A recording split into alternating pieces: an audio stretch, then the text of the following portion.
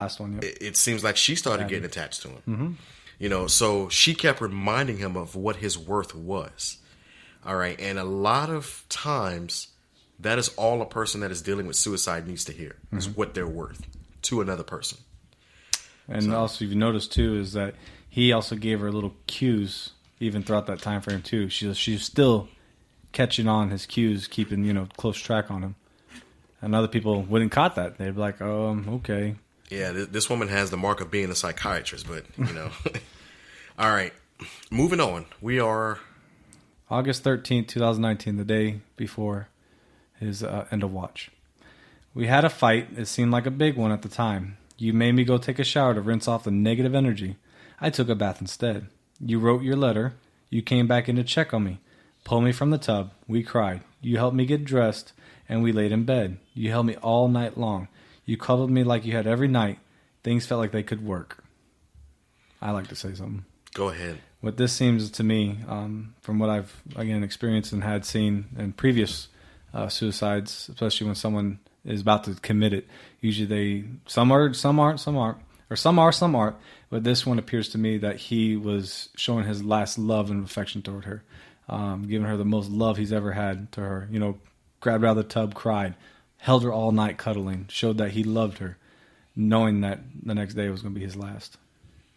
And then I'll add, because as we journey through Suicide and Hope, and we take a look at Barbara Roberts' book, the same type of incident happened with Kathy. But her letter she wrote actually stated how much she loved her family and how much she didn't want to do it, but she felt there was no other option.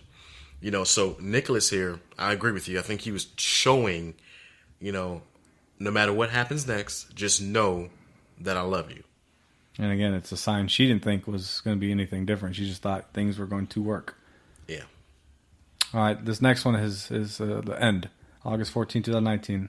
This paragraph is very long. It's going to be a long one. I apologize if I do get a little teared up on this one. You woke up to your alarm. You got up and did your usual routine. You gave me a kiss and you walked out of the room. I tried to fall back asleep when I heard the car turn on. I immediately sat up and looked around the room. Your work clothes were still where I left them the night prior. Your boots were by the bathroom door. I ran downstairs and turned your car off. I took the keys, opened the garage door, and made you come inside. You blankly looked at the ground, tears silently falling from your face. I told you I loved you. I hugged you. I asked you if I should call for help. I was worried. You told me no. If I did, you'd kill the EMT and then yourself. Owen came downstairs and saw us crying. I made him hug you. He told you he loved you. You hugged him and didn't want to let go. I made you get up and help me get the kids ready to take Owen to school. You didn't want to. You wanted to be left alone, but I couldn't. I was scared of what you might do. I tried to hold your hand as we drove Owen to school, but you wouldn't. You wouldn't talk to me, wouldn't look at me. You walked Owen into school and told him you loved him. Came back to the car and continued to ignore me as I told you about what we had to do that day if he was going to be home. We had an appointment to find out what we were having. We got home, you held Addie and put her in her jumper. You let the dogs out, played with Gunner as I tried telling you to go shower and rinse off all those bad feelings. You sat at the bottom of the stairs and I asked you if you wanted me to shower with you. You were still looking at the ground and shook your head no. I kissed your head, I rubbed your back. I told you I loved you as I ran my fingers through your hair. I took your truck keys from your pocket because I knew you had a pistol and didn't want you running while I wasn't paying attention and hurting yourself. I put them in the garage. I came back inside and heard our bedroom door shut. Relief came over my body. I thought you were just going to shower. I went to try and find my phone and I heard you. I heard your body hit the floor. Hit the door. You were struggling. I ran upstairs and the door was locked. I tried to kick it in. I was begging you with all my might to unlock the door. I begged you to let me in. I ran downstairs and knocked on the neighbor's door. They didn't answer. I took Owen's tablet and begged all my friends on Snapchat to call 911. I ran back upstairs and kept kicking on the door, throwing my body into this damn door that seemed to be so damn strong. How do other people do this? I was out of breath. I was tired. I was terrified. 911 came. I escorted the police upstairs and watched them kick our door in the first try. I saw you hanging there in our closet doorway from a pull-up bar that you had. You were tall enough. All you had to do was just stand up. I didn't want to believe what I saw. Before I could even react, EMTs were rushing upstairs, firefighters, more police officers. I was being rushed outside. They asked me a million questions before telling me they did everything they could, but you were gone. You had my phone. You took it so I couldn't call for help. I couldn't call anyone. I was so badly wanted to talk to my mom. I watched everyone come in and out of our house. The police stayed. The EMTs tried so hard to get me to go to be seen. I sat for what felt like hours before they brought you downstairs. I gave you our last kiss. They put the flag over top of you and left with you. That was the last time I saw you. Now, before we continue, I will say doing enough is never enough. Mm-hmm. Okay? Now, this girl did everything she possibly could, and she pretty much watched everything she possibly could and tried to do certain things to help. Mm-hmm. We are not certified clinicians. Basically, we're not certified psychologists. But there are other things she could have done. But reading this entire article, this entire journal, she did everything she knew how to do. And this brings me back to, in my previous episodes, I always tell people, always do something, never do nothing. Mm-hmm. And she always did something. And I respect the living hell out of my military men and women that serve this country. I think it's a very honorable thing. It's something I wanted to do when I was younger, just never got around to it. And I think our veterans don't get the help they need at all. And it's kind of hard reading Facebook posts like this, news articles like this. That's why I didn't read, because I knew I would be crying. But for the most part, this girl did everything she could.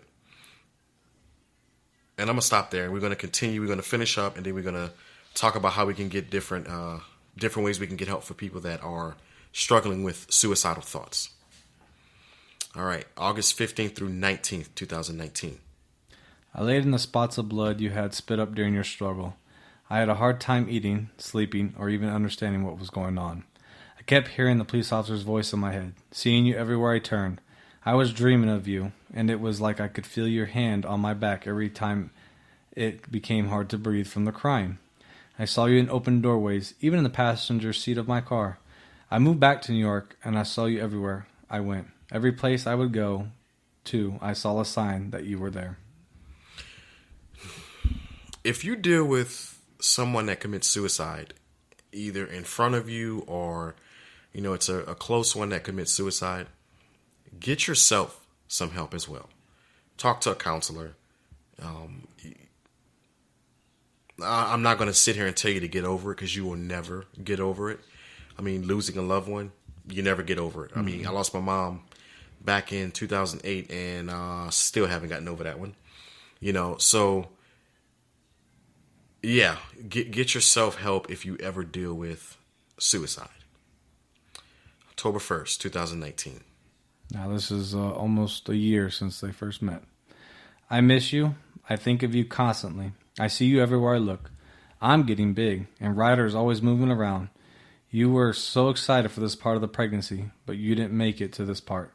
I carry your ashes with me everywhere I go. I cuddle with them every night. And then she writes, the stigma of being weak for men to get help needs to be broken. Mental health is so important. That is 100% accurate. I agree. I get so sick and tired of, and you and I are both in law enforcement. I get so sick and tired of when a cop deals with something, just get over it. That happened X, Y, Z. Or somebody in the military, somebody tells them to get over it.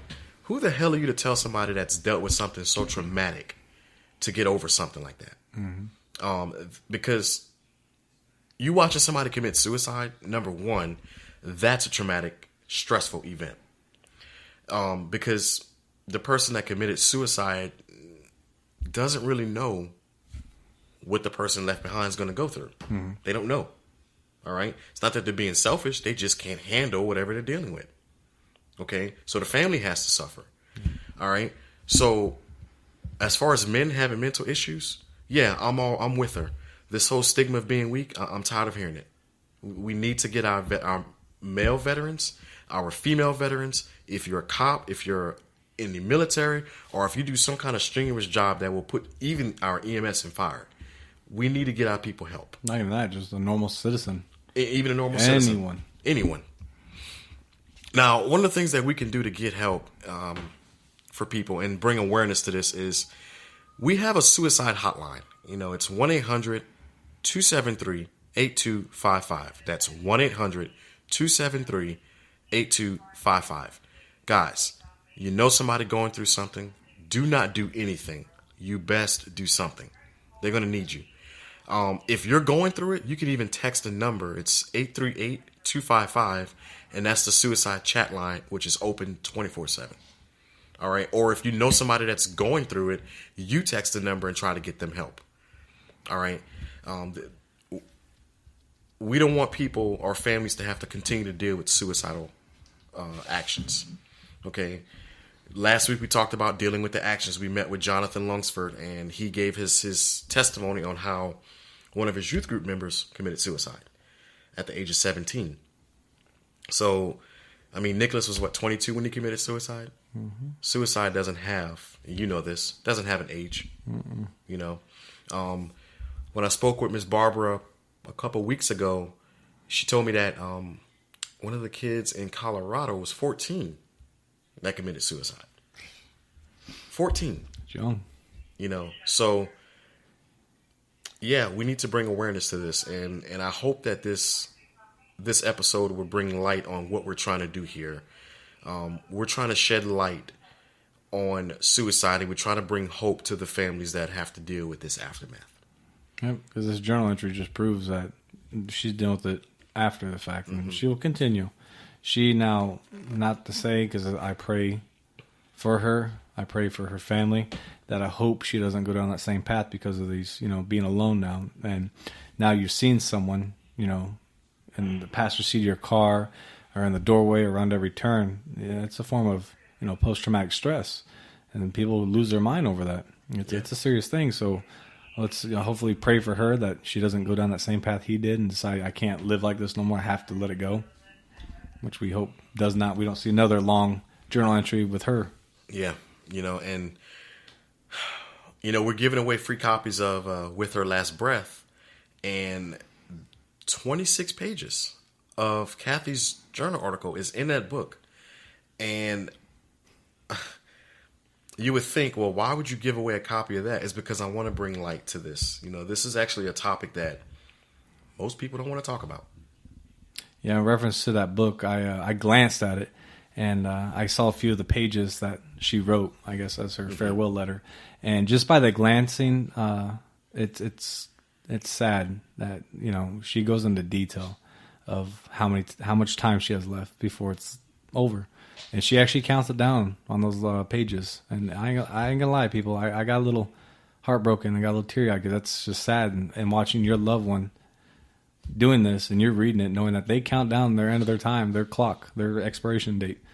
And again, I glanced at it. I'm dying to read this book. I guess Brandon will tell you how to get a free copy of it, but I'm dying to read this book myself. It seems like one of those things that will either tear jerk you, open your eyes, or I don't know, bring you closer to someone that you might have possible thoughts that they might be thinking of it. Right. Well, just remember, guys, let's always do something.